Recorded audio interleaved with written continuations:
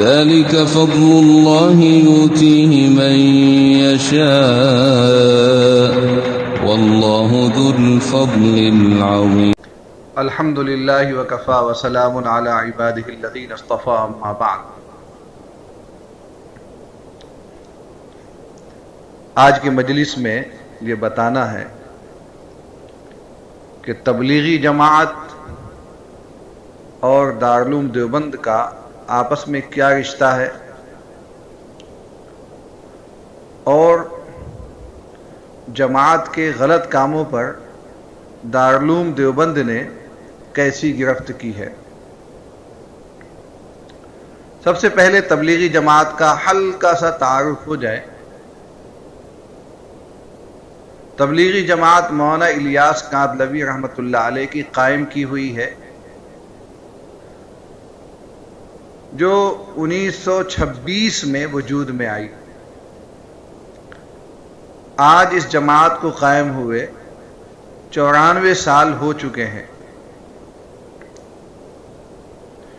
ان 94 سال کے زمانے میں تبلیغی جماعت نے جو اتار چڑھاؤ، جو نشیب و فراز اور جو اونچ نیچ اور تبدیلیاں دیکھی ہیں وہ انشاءاللہ آپ آہستہ آہستہ مجھ سے سنیں گے. جہاں تک تبلیغی جماعت کا دیوبند سے تعلق ہے تو وہ یہ ہے کہ تبلیغی جماعت دیوبندی جماعت ہے. مولانا محمد الیاس کاندھلوی رحمۃ اللہ علیہ علماء دیوبند میں سے تھے. ان کے بھتیجے مولانا محمد زکریا کاندھلوی رحمۃ اللہ علیہ جو مظاہر علوم کے شیخ الحدیث تھے اور متعدد اہم کتابوں کے مصنف تھے. فضائل اعمال تبلیغی جماعت کے لیے لکھی گئی جو مولانا الیاس صاحب کاندھلوی رحمۃ اللہ علیہ کی خواہش کے مطابق تھی. فضائل اعمال تو بعد میں نام پڑا ہے، پہلے اس کا نام تبلیغی نصاب تھا. اس میں کچھ کتابیں ہیں اور سب کا مجموعہ فضائل اعمال کہلاتا ہے اور پہلے اسی کا نام تھا تبلیغی نصاب. تبلیغی جماعت کے جو چند اصول ہیں ان میں سے ایک کلمہ، نماز، علم و ذکر، اخلاص نیت، تفریغ وقت اور چھٹی چیز ہے لا یعنی امور سے اجتناب. تو لا یعنی امور سے اجتناب یہ تفریغ وقت کے ذیل میں ہی آتا ہے اور چھٹی چیز ہے بلکہ اکرام مسلم. تو یہ 6 اصول ہیں. ان میں سے چھٹا اصول ہے تفریغ وقت جس میں لا یعنی امور سے اجتناب کو بھی شامل کیا گیا ہے. ہونا تو یہ چاہیے تھا کہ تبلیغی جماعت جس طرح چلی، ابھری اور چمکی یہ ایسے ہی چلتی رہتی. اللہ نے اس جماعت سے بڑا کام لیا. بڑے بڑے شرابی، جواری اور بڑے بڑے ڈاکو اور بے نمازی اسلام کے صحیح راستے پہ آئے. انہوں نے اپنی زندگی کو اسلام کے سانچے میں ڈھالا، نبی پاک صلی اللہ علیہ وسلم کے اسوے میں ڈھالا، صحابہ کے عاشق بنے، دین کے شیدائی اور اسلام کے پکے محافظ و سپاہی بنے. یہ ایک روشن اور منور تاریخ ہے جس سے انکار نہیں کیا جا سکتا. مولانا محمد الیاس کاندھلوی رحمۃ اللہ علیہ، مولانا محمد یوسف کاندھلوی رحمۃ اللہ علیہ، ان کے بعد مولانا انعام الحسن کاندھلوی رحمۃ اللہ علیہ، یہ تینوں اکابر تبلیغی جماعت کے بڑے تھے، بہت بڑے تھے. ان کی خدمات اتنی زیادہ ہیں کہ مختصر اوقات میں ان کو بیان نہیں کیا جا سکتا. ہونا تو یہ چاہیے تھا کہ یہ جماعت اپنے اصول پہ رہتی، اور جس طرح ان اکابر ثلاثہ نے جماعت کو چھوڑا تھا اسی طرح یہ چلتی رہتی، اور اسی نقش قدم پر اس کا قدم آگے بڑھتا اور یہ منزل کی جانب رواں دواں ہوتی۔ لیکن جیسے جیسے وقت آگے بڑھا تبلیغی جماعت میں کچھ کوتاہیاں پائی جانے لگیں، غفلتیں پائی جانے لگیں۔ ان کی وجہ سے جو مستند اہل علم تھے انہوں نے گرفت شروع کی، عوام میں کچھ چیمی گوئیاں ہونے لگیں، اہل علم سے رجوع کیا جانے لگا کہ یہ تبلیغی جماعت میں اس طرح کی باتیں ہونے لگی ہیں، ان کی کیا حقیقت ہے اور شرعاً اس کی حیثیت کیا ہے۔ تو میں آپ کو آج کی مجلس میں ایسے ہی کچھ سوالات اور دارالعلوم دیوبند کی جانب سے ان کے جوابات سنانا چاہتا ہوں، تاکہ آپ کو اندازہ ہو جائے کہ برائی جب بھی اور جس شکل میں بھی پائی جائے گی، اہل حق کا فریضہ ہے کہ اس برائی کے خلاف لکھیں، بولیں اور امت کو بتائیں کہ یہ غلط ہے۔ اسی کو اصطلاح میں نہی عن المنکر بولتے ہیں۔ دارالعلوم نے الحمدللہ یہ فریضہ ہمیشہ انجام دیا ہے اور آئندہ بھی انجام دیتا رہے گا۔ اب میں چند سوالات اور پھر ان کے جوابات سناتا ہوں۔ ایک صاحب نے سوال کیا ہے، کیا تبلیغی جماعت میں جانا فرض عمل ہے؟ ایک شخص کہتا ہے کہ تبلیغی جماعت میں جانا جنت میں داخل ہونے کی ضمانت ہے، کیا یہ صحیح ہے؟ اگر کوئی شخص اپنی پوری زندگی میں کبھی تبلیغی جماعت میں نہیں گیا تو کیا وہ شخص گنہگار ہوگا؟ قرآن و حدیث کی روشنی میں وضاحت فرمائیں۔ 22 جون 2018 جواب دیا دارالعلوم نے، جواب نمبر 15,837۔ بسم اللہ الرحمن الرحیم۔ مروجہ تبلیغی جماعت میں جانا نہ تو فرض ہے، نہ واجب، نہ سنت، بلکہ یہ عمل مباح ہے۔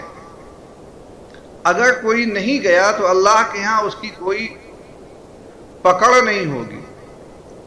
اگر کوئی چلا جائے اور دینی محنت میں لگے تو وہ اجر و ثواب کا مستحق ہوگا۔ جو شخص یہ کہتا ہے کہ مروجہ تبلیغی جماعت میں چلنا جنت میں داخل ہونے کی ضمانت ہے، یہ صحیح نہیں ہے۔ اگر کوئی آدمی پوری زندگی جماعت میں نہیں نکلا تو وہ گنہگار نہیں ہوگا۔ واللہ تعالی عالم۔ ایک سوال ہے، کسی مباح کام کو فرض سمجھنا علماً یا عقیدتاً اور نہ کرنے والے کو برا سمجھنا شرعاً ایسے مباح کام کا کیا مقام ہے؟ براہ کرم مدلل جواب عنایت فرمائیں۔ جواب نمبر 15,09,500۔ مباح سے مراد شریعت میں ایسا عمل ہے جس کے کرنے اور نہ کرنے دونوں کا اختیار ہو۔ کسی مباح یعنی جائز کام کو فرض و ضروری سمجھنا اور نہ کرنے والے کو برا سمجھنا بدعت کہلاتا ہے۔ شریعت میں اس پر سخت وعید آئی ہے۔ جس عمل کا جو درجہ متعین ہے اس کو وہی درجہ دینا چاہیے۔ اپنی جانب سے جائز کام کو فرض سمجھنا جائز نہیں ہے۔ واللہ تعالی عالم۔ دارالفتاء دارالعلوم دیوبند۔ ایک سوال ہے، ہمارے بعض علماء نے دعوت و تبلیغ کو بدعت کہا ہے، کیا اصل میں دعوت و تبلیغ بدعت ہے؟ اور انہوں نے بدعت کہا ہے تو کس بنیاد پر کہا ہے؟ تفصیل کے ساتھ جواب دیں۔ جواب نمبر 15,04,391۔ فی نفسہ ہی دین کی دعوت و تبلیغ تو فرض کفایہ ہے، اسے دنیا کا ہر مسلمان دل و جان سے مانتا ہے۔ یہ کلام پاک کا حکم ہے۔ البتہ مروجہ طریقہ جس میں بہت سی غیر ضروری چیزیں شامل کر لی گئی ہیں اور بیجا غلو اپنایا گیا ہے، اس لیے بعض علماء اس طریقہ کار کو بدعت کہتے ہیں، ورنہ فی نفسہ ہی دین کی دعوت و تبلیغ کو کوئی بھی بدعت نہیں کہہ سکتا۔ ہر کام میں اعتدال ہو تو کوئی کچھ نہیں کہے گا۔ واللہ تعالی عالم۔ دارالافتاء، دارالعلوم دیوبند۔ سوال نمبر 15,04,395۔ مولانا فاروق الہ آبادی رحمۃ اللہ علیہ نے اپنی کتاب الکلام البلیغ فی احکامات التبلیغ میں تبلیغی جماعت کو بدعت ثابت کیا ہے۔ مولانا نے یہ کس بنیاد پہ کہا ہے؟ تفصیل کے ساتھ جواب دیں۔ جواب نمبر 15,04,395۔ ہم نے اس کتاب کی ایک مرتبہ زیارت تو کی ہے، لیکن اس کتاب کے مطالعے کا اتفاق نہیں ہوا۔ آپ کتاب کو دیکھیں، دھیان دیں، جس چیز کو جہاں بدعت لکھا ہے تو اس کی وجہ بھی لکھی ہوگی۔ اس وجہ کو غور سے پڑھیے اور کہیں کھٹک پیدا ہو تو اسے سوال کر کے معلوم کر لیجیے۔ سوال نمبر 15,03,895۔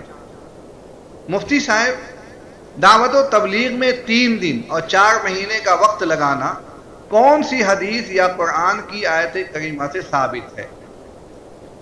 جواب: قرآن و حدیث سے صرف دین کی دعوت و تبلیغ کرنا ثابت ہے۔ اس کا طریقہ کار مثلا 3 دن کے لیے، 40 دن کے لیے یا 4 مہینے کے لیے وقت لگانا، گشت کرنا، اگرچہ قرآن و حدیث سے ثابت نہیں، یہ تبلیغ والوں نے اپنے تجربے کے مطابق مفید سمجھ کر اپنی جانب سے نکالا ہے۔ واللہ تعالی عالم۔ سوال نمبر 15,04,772۔ دین کی بات، بلکہ جواب نمبر 15,04,772۔ دین کی بات صحیح صحیح دوسروں تک پہنچانا، دوسروں کو سکھانا تبلیغ و تعلیم ہے۔ مدرسہ میں جو عالم پڑھاتے ہیں وہ بھی دین کی تبلیغ ہے۔ مسلم شریف میں ہے، قال ابن سیرین العلم دین، یعنی قرآن و حدیث کا علم عین دین ہے، اس کو پڑھانا بلا شبہ تعلیم و تبلیغ ہے۔ واللہ تعالی عالم۔ ایک سوال ہے کہ کیا دعوت و تبلیغ قرآن و حدیث سے ثابت ہے؟ جواب نمبر 16,06,229۔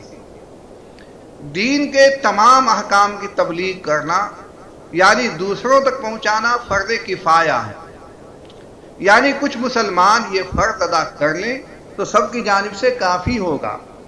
تبلیغ کا کوئی طریقہ متعین نہیں ہے۔ مدارس دینیہ میں بیٹھ کر جو درس و تدریس کی خدمت انجام دی جاتی ہے، یہ بھی دین کی تبلیغ ہے۔ خانقاہوں میں بزرگان دین بیٹھ کر جو لوگوں کی اصلاح کا کام کرتے ہیں، وہ بھی تبلیغ ہے۔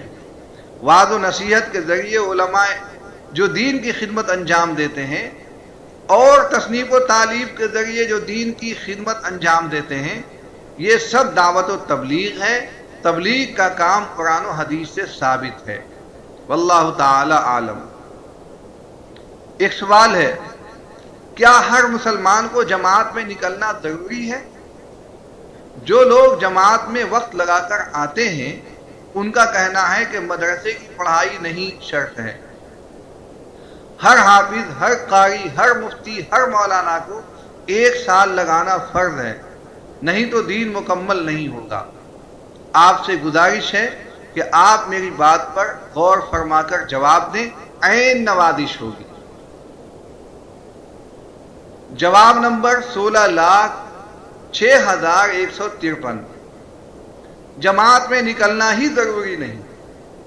پھر 1 سال کے لیے نکلنا کیسے لازم ہو جائے گا؟ یہ تو ایک مستحب کام ہے، جس کا جی چاہے نکلے، جس کا جی چاہے نہ نکلے۔ عالم و مفتی تو کلام و حدیث کی پوری تعلیم حاصل کیے ہوئے ہوتا ہے، اس کو جماعت میں نکلنے کی کیا ضرورت ہے؟ وہ اپنے علمی کام، درس و تدریس اور فتویٰ نویسی میں لگا ہوا ہے، جو جماعت میں نکلنے سے کہیں زیادہ اہم ہے۔ یہ سب جہالت کی باتیں ہیں اور غلو کی باتیں ہیں اور اعتدال سے ہٹی ہوئی باتیں ہیں، ان سے بچنا لازم ہے۔ واللہ تعالی عالم۔ دارالفتاء دارالعلوم دیوبند۔ بقیہ سوالات اور جوابات انشاءاللہ اگلی قسط میں پیش کیے جائیں گے۔ وآخر دعوانا ان الحمدللہ رب العالمین۔